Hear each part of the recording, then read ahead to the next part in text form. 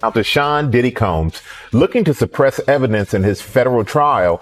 Senior investigative correspondent Aaron Katursky is back with the story. Good morning again, Aaron. And to you, Michael. You'll remember federal agents from Homeland Security investigations were hardly shy when they raided Sean Combs' opulent homes in Los Angeles and Miami, guns drawn. The jailed music mogul now argues those searches and other searches of his iCloud accounts, electronic devices, and New York City hotel room following his arrest were unconstitutional. His lawyers argue evidence obtained through those searches must be suppressed. Diddy's lawyers say the government presented a grossly distorted picture of reality when applying for the search warrants, omitting certain facts and including salacious details from an unnamed producer that were never credible. Combs has pleaded not guilty to racketeering conspiracy, sex trafficking, and prostitution charges. The defense is also arguing here his ex-girlfriend, Cassie Ventura, was a willing participant in drug-fueled sex performances called freak-offs, not coerced as prosecutors allege. Someone is getting ready to testify against Diddy in a big, important trial happening this May. With only a few weeks left, the pressure is building. Diddy's lawyers are now working hard to challenge the evidence that was taken during the mansion raids, which shows just how serious things have become. Sean Puffy Combs, I don't sleep to this day. I have a problem sleeping to this day. Like, yo, man, I'm here to work, man. I ain't sang in a week. I mean, I'm 13 years old, and I'm telling him, look, you're going to put me in the studio, man. You got Biggie Smalls in there. You got Craig Mack in there. I'm not here to party with you. I don't want to go to the clubs. Matter of fact, I'm too young to even be in here. Why you got me in clubs? We would fight. We would tussle. I moved to New York City, and I lived with Sean Puffy Combs for a year. That's the crazy thing. Now, that was L.A. Reid's idea, right? We're sending you over to something called Puffy Flavor Camp. There you go.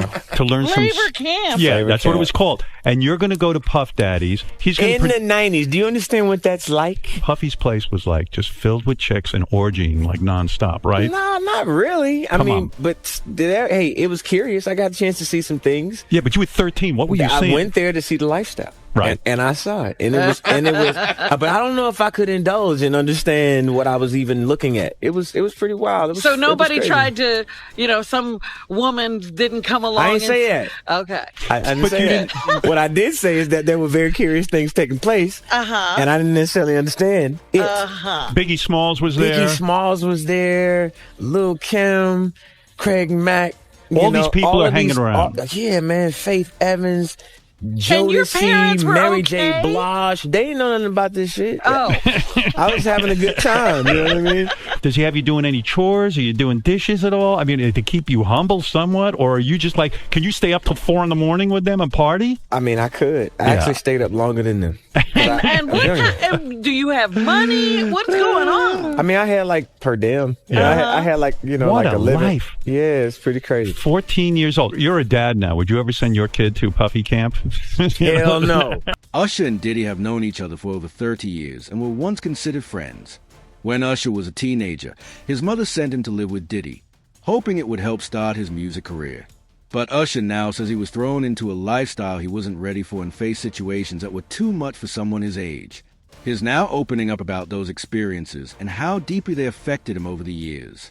Well, some documents have leaked about Usher. They were obtained by Radar Online. And apparently back in 2009 or 2010, he had contracted herpes and passed it on to a celebrity stylist having unprotected sex with her. He had to pay $1.1 million to that woman for severe emotional distress. And he also covered her medical bills. That case was settled back in 2012. Now, allegedly, there was a greenish discharge from his penis. Whoa, that's a booger. You can get penis boogers? I didn't know that. He said he went to the doctor. He was cleared of any STDs. So the woman went on and continued.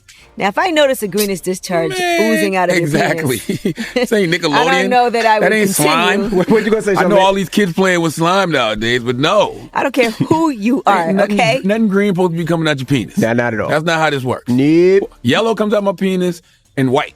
Diddy and Usher's relationship has been complicated. Usher has spoken about the challenges he faced in the entertainment industry.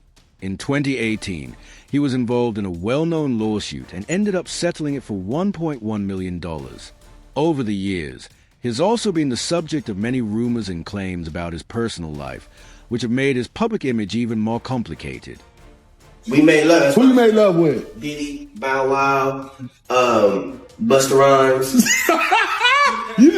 see Busta in the airport too. That motherfucker try to act like he didn't know you. You smashed Drake? No, I never smashed. Oh, you made love to Drake. And Cat Williams. What's his name? Bro, you smashing a lot of people. What's that name? Terrence Howard. Terrence Howard. Terrence Howard. Usher. Usher's a gusher.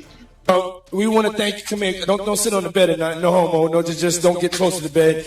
Don't get close. But it's just like, yo, we want to thank you for hosting the thing, man. It's been a pleasure. You didn't have to do it, and you did. No. I definitely didn't have to do it. I definitely didn't have to. First and foremost, I'm not getting in the bed. Shouts out to him and what he did. I'm just gonna, if we can, let's just put the camera a little this way, just so we're not.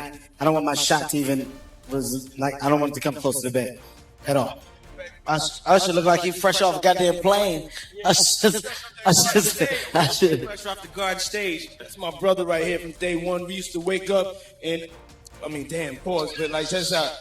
Back in the days when he was like 10 and I was a little bit older, his older brother, we used to fight over the Frosted Flakes. You know what I'm saying? Before pause was invented. You know what I'm saying? But it's my brother for real. We used to actually wrestle off of the Frosted Flakes because he used to always get up early. A disturbing photo from one of Diddy's well-known parties has come to light, showing Usher in a wild and chaotic setting. This has raised questions about how the lifestyle he was exposed to may have affected his mental and emotional well-being. Usher has talked about the struggles he faced while trying to find his way in that kind of environment. His name's Scooter Braun. Flown out to Atlanta just to meet with him and meet different producers and different people. I was actually going to meet Jermaine Dupri at his studio, and who rolls up Usher in his Range Rover. It rolls up, and I was like, "Is that who I think it is?" And Scooter was like, "Yeah." And so I ran up to him and I was like, Usher, I love your songs. You want me to sing you one?" And he was like, "Let's just go inside, little buddy. It's cold out." So the politest possible way he could say no, he did. And I was like, wow, he just turned me down. And I was a little disappointed. He had to go into a studio session, so I was like, whatever. And a week later, he actually watched my videos with my manager and was like, oh my gosh, why didn't I let him sing? So flew me back to Atlanta where I got to meet him again, and he wanted to sign me. But there was something else. Justin Timberlake, right? Yes, Justin Timberlake also wanted to sign me. It was what happened was Justin Timberlake and Usher both went into a ring and boxed it out. And the outcome was Usher. I think it was a TKO. I ain't gonna stop you like that, but this is only a tease. Ladies and gentlemen, introducing to you Island Def Jam recording artist Justin Bieber. It's getting ready to go down. Just so you know, we're in the studio right now working on it. Get ready because it's gonna be big. Ain't that right, Justin? That's right. That's right. So look out. We're coming. Usher's rise to fame began after he started working with Diddy, but his success didn't come without struggles.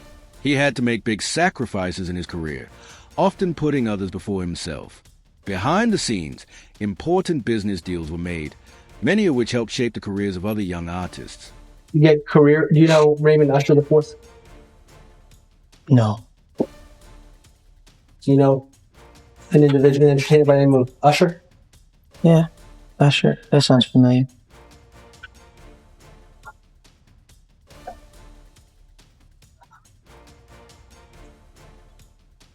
Isn't it true that Usher was instrumental in starting your career? What does that have to do with this litigation, Mr. DeKalb? This is just you trying to harass the client. Before we came back here, you would ask me. She's going to let her read back the question. Thank you for your memory. Is it true that Usher was very instrumental in starting your career?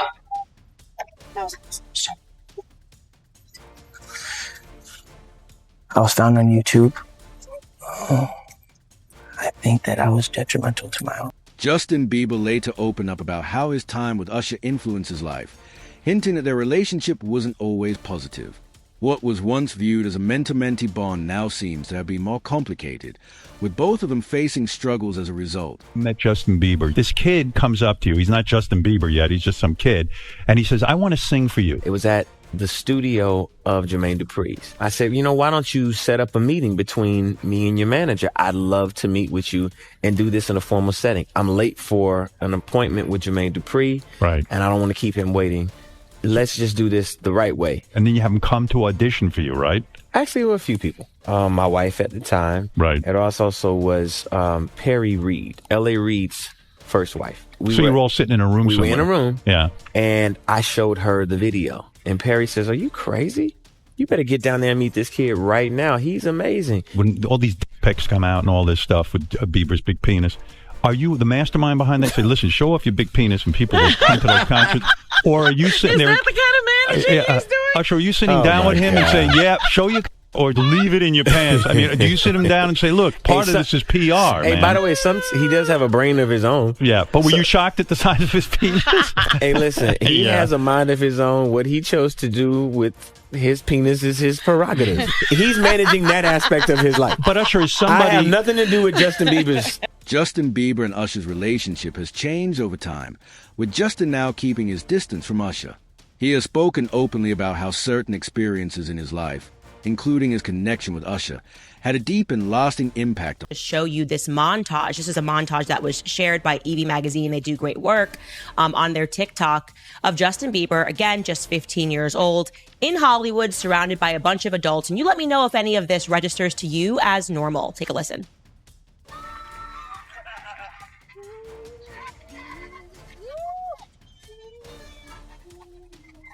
Wow. I feel violated right now. Wow. Lean into me again. You smell amazing. How old are you? Thank you. How old are you? I'm 16. I'll be 17 in like 2 weeks. I don't ever remember smelling that good at 16. Like that was bad. Yeah. Wow, look at your eyes. Yeah, look at what a beautiful face. All right. The relationship between Usher and Justin Bieber has led to questions, especially about the kind of support Usher may have given during important moments in Justin's life. Some people wonder why Justin hasn't spoken more about certain events from his early career and personal life, which has added to the speculation. Get to Bieber for a minute, and his management was backing him off. But it wasn't until Usher took over management and had guardianship and gave temporary guardianship to the diddler for 48 hours. Think about that. He had already been to the hospital. That situation that Gene was talking about. And you still took Bieber there. But you got custody of him first. Diddy had already tried. They wouldn't let him. Actually, someone made reference to the fact that Diddy trying to get at Bieber the way he was trying to get at Bieber was looking a little predatory. And then Usher came in and discovered it and managed him and got custody of him and promised to look after him. And then he sent him to the diddler. Does that sound like a good guy? It's horrible. Does that sound like a good guy? Now that we know what Diddy's really like. They're not seeing what the intentions was in his heart when he took Justin Bieber there. Oh. Let's be honest. He took Justin Bieber there. Justin Bieber has been distancing himself more and more from both Usher and Diddy. He even turned down big opportunities, like performing with them at the 2023 Super Bowl. This says a lot about how their relationship has changed and where things stand between them now. Justin Bieber, is continuing the purge. He has now moved to unfollow Usher, his original mentor. So this is a very big story. And the reason why we should discuss this and we should not diminish what is happening, it's not celebrity drama. This is actually the fall of Babylon that we are witnessing, Hollywood Babylon, that is. Something happened in the background and people started noticing some things last year. In 2024, you guys will remember that Usher was tapped to perform at the Super Bowl. And people therefore assumed, because usually when you are tapped to perform the Super Bowl, you bring in all your hits, you call up all your homies. There's all of these guest surprises of people jumping on stage, and it's a trip down memory lane. So everyone was really hyped and assuming that Justin Bieber would be on the stage with him, especially because Justin Bieber went to this Super Bowl. So the signs were there.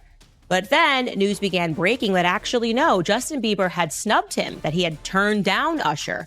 People were wondering if this was true or just, usual rumor mill in the media.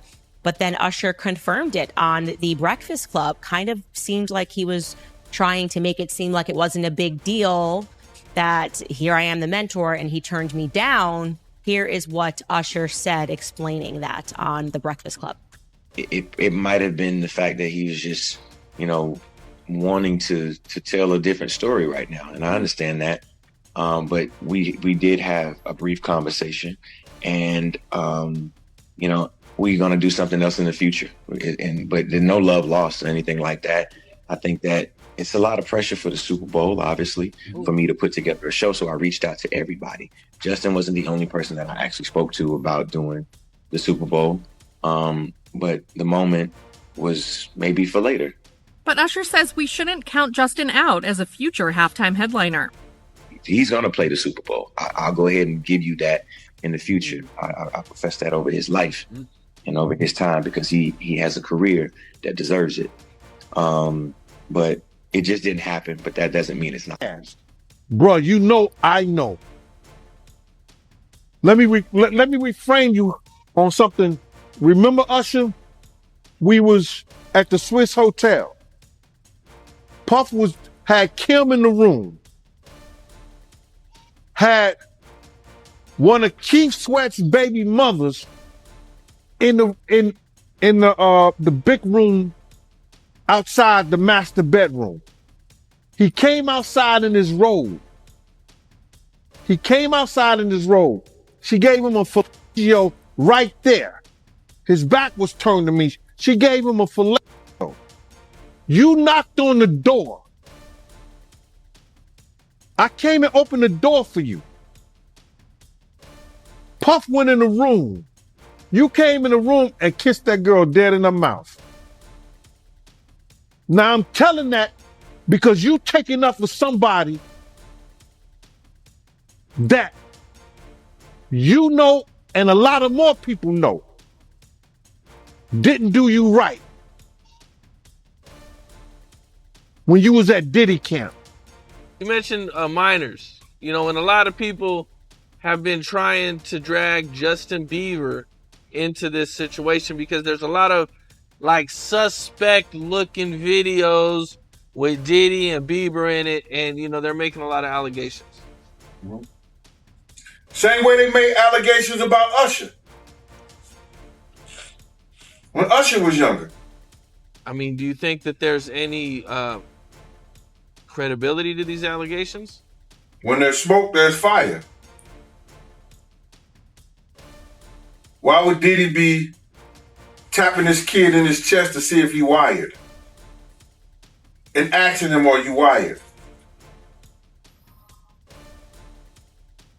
Why would he be confronting that kid? Why would Justin Bieber make a song about, what is it? I got smashed at a Diddy party or something like that? Why? There's reasons behind all this. So where there's smoke, there's fire, Cam. I wouldn't put it past him. Yeah, Justin, he's been real quiet about this. I mean, I think like a lot of the other celebrities. I was reading some, Cam, and the kids say after he went to Diddy camp, he started using drugs so heavy and was smashed every day.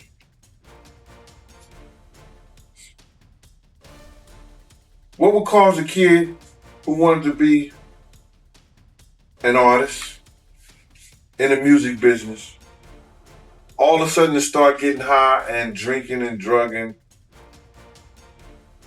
popping pills and smoking? What would cause a kid to do that? I mean, usually trauma. Or a Diddy party. If you don't mind me asking, because I know the topic is sensitive, what happened to Usher? I heard about some music executive from the industry back in Harlem. I heard it from some music executives back in Harlem.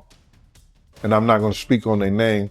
They doing programs and everything like that, and they may be doing something. They may speak on it themselves. But I heard it from some music executives. Where did you hear it? Bro, you know how people be talking, and we was around some people, something like that, and then some people might say, "Yo, I don't F with that dude." And at the time, I didn't even know who the F Usher was. You know what I'm saying? It was one of those type of situations. And when people say, "Yo, man, I don't F with them niggas, man, I'm getting out that industry and everything like that." You know, Puff sent this little kid to the hospital. How he sent him to the hospital? Man, niggas bleeding from the butt. And that's what was said. But I didn't even have a name for the kid at the time. Then you heard it, and that's what... There have been reports claiming that some insiders were aware of Diddy's troubling behavior, but chose not to step in. These accounts suggest that there may have been efforts to hide or cover up certain incidents. It's a difficult circumstance. He's making the best of the situation. A situation one of Diddy's attorneys won't be part of moving forward. Anthony Rico announcing in court docs, under no circumstances can he continue defending the embattled rapper. This is a serious proceeding with serious consequences, and all of us are addressing it accordingly. In a motion filed on Thursday, Rico stopped short of revealing why he's stepping down from Diddy's legal team, just months ahead of the music mogul's scheduled trial date in May for sex trafficking and racketeering charges, all of which Diddy's denied. You know, Dr. King called it the law of unintended consequences. So sometimes the more you push a person down, the stronger they get. That's Rico speaking up late last year for his now former client. ET's learned the attorney's exit will not affect Diddy's other attorneys, nor their defense strategy. I told Mr. Combs I'm going to try and get his case to trial as quickly as possible. He has been ready to defend this case since he first found out about this case. Nothing has changed from his perspective. You're going to hear about my party. They're going to be shutting them down. They're going to probably be arresting me. After Diddy was arrested, Rico said he provided a high level of legal representation. But now, for reasons unknown, he can under no circumstances effectively serve in the upcoming trial. Nobody's okay with staying in jail for now. And high-profile death penalty attorney Anthony Rico. Now, while the pair joined around the same time, Anthony in a court filing on Friday said he's leaving the case. In the filing, Anthony Rico said, quote, "For the reasons set forth below, this motion for withdrawals is filed so that Sean Combs may move forward with his defense and to commence jury selection and trial without any delay. As a result of discussion with lead counsel Mark Agnifilo, this motion for withdrawal of counsel is filed. While I am aware that the local rule requires that an application for withdrawal of counsel is supported and granted, there are sufficient reasons related to protections afforded by the attorney-client privilege for brevity in my application for withdrawal as counsel in this case. Although I have provided Sean Combs with the high level of legal representation expected by the court, under no circumstances can I continue to effectively serve as counsel for Sean Combs," end quote. Now, essentially in legalese, I quit, but I can't go into details because of attorney-client privilege. According to the filing, though, the defense shakeup won't delay the case. Diddy will continue with 5 attorneys. That's Mark Agnifilo, Tenny Garagos, Alexandra Shapiro, Jason A. Driscoll, and Anna Esteval. Now, a judge still has to sign off on the motion, but with the government taking no position on it and the fact Anthony Rico spoke with Mark Agnifilo about it before filing the motion, a judge will likely sign off. As more evidence against Diddy comes to light, his legal team is running into difficulties. One of New York's top lawyers recently filed to resign, mentioning a growing conflict. This shows just how serious and messy the situation has become. Asked the judge in his federal case to throw out one of the charges. He says he's being targeted because he's a black man and the charge is rooted in racism. I look at Combs' argument and his chances of success. Welcome to Crime Fix. I'm Anjanette Levy. Sean Diddy Combs wants one of the counts in his federal superseding indictment thrown out. Combs argues he's basically being singled out by federal prosecutors because of his race and his success in business. Diddy's defense seems to be gearing up toward his alleged criminal conduct wasn't criminal. It was his personal business of what was going on in his bedrooms or hotels or wherever the freak-offs occurred. So they're saying that count 3 wasn't transportation to engage in prostitution, but was just him using escorts, male escorts at that, to bring in as a third with his girlfriends. Whereas the government's theory of the case is Diddy used force, fraud, and coercion to make his alleged victims have sex against their will in his freak-offs that he recorded for his own pleasure. Now, Diddy pleaded not guilty to all his charges, hence why the case. The pressure on Diddy is growing, especially with top attorneys stepping away from his case. Some people are questioning whether this is connected to the evidence he's trying to keep hidden. Things seem to be escalating fast, and it looks like his legal team is starting to fall apart.